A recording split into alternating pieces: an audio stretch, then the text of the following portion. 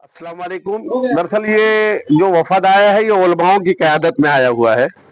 संभल में जिस तरीके का हादसा पेश आया, जिस बर्बरियत के साथ 5 मुस्लिम समाज के लोगों को गोली मार दी गई, बेकसूर लोगों को, निहत्थे लोगों पर जिस तरीके से गोली चलाई गई, ये बहुत ही शर्मनाक वाकया है।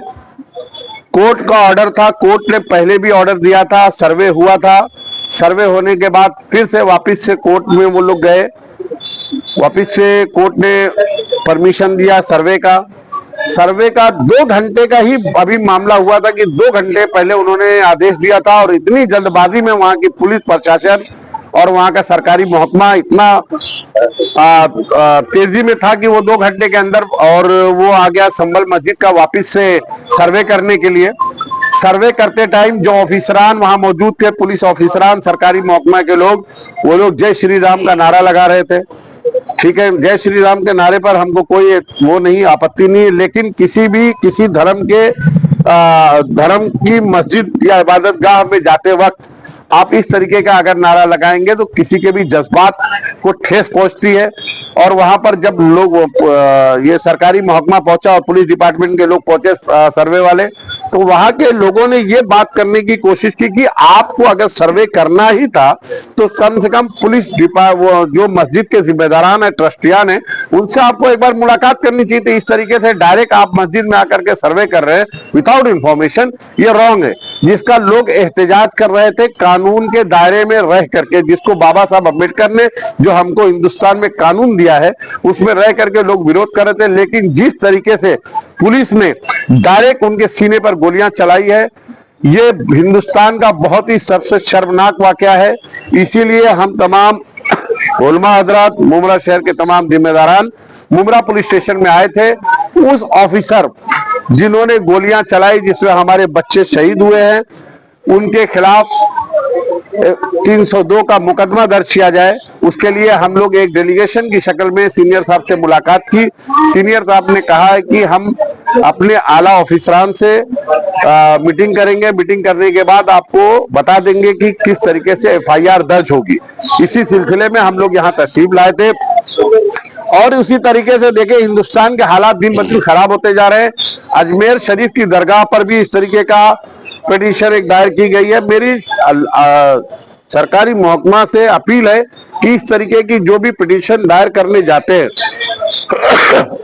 कोर्ट में, सबसे पहले उनको चाहिए कि वहां के लोकल पुलिस स्टेशन में एक इंफॉर्मेशन दें कि भाई हम फला चीज, फला मंदिर मस्जिद के खिलाफ एक पिटीशन दायर करने जा रहे हैं। पुलिस स्टेशन को ऐसा लगता है कि हाँ ये जायज है, ये करना चाहिए, तो उनको परमिशन देनी चाहिए।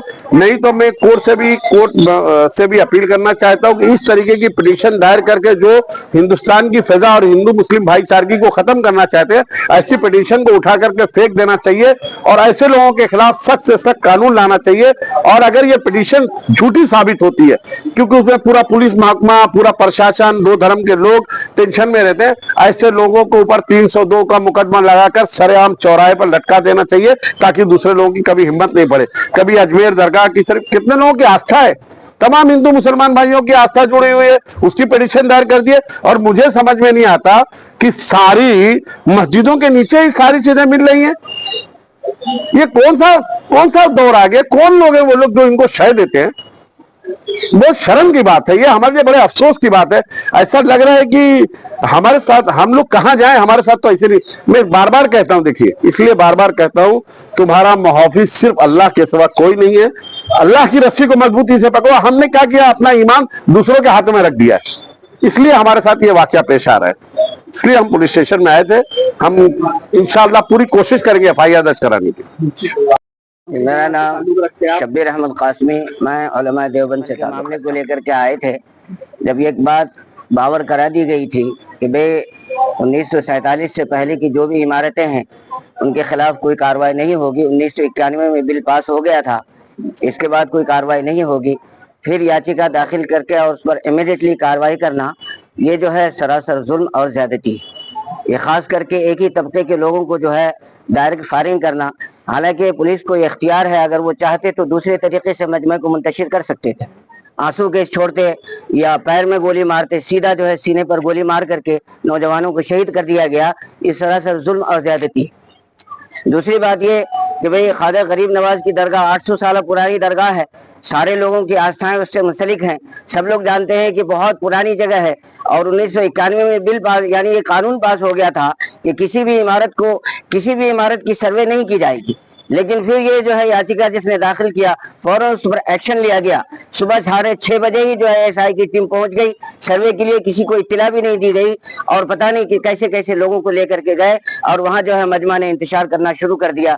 और वो जो लोग आए तो उन्होंने कहा कि वो पत्थरबाजी किए। पत्थरबाजी क्यों किए? पत्थरबाजी करने की कोई वजह थी? उनको उकसाया गया, उनको भड़काया गया, उनके मिजाज को गर्म किया गया, तब जाकर के मजबूरन वो अपने बचाव में पत्थरबाजी किए।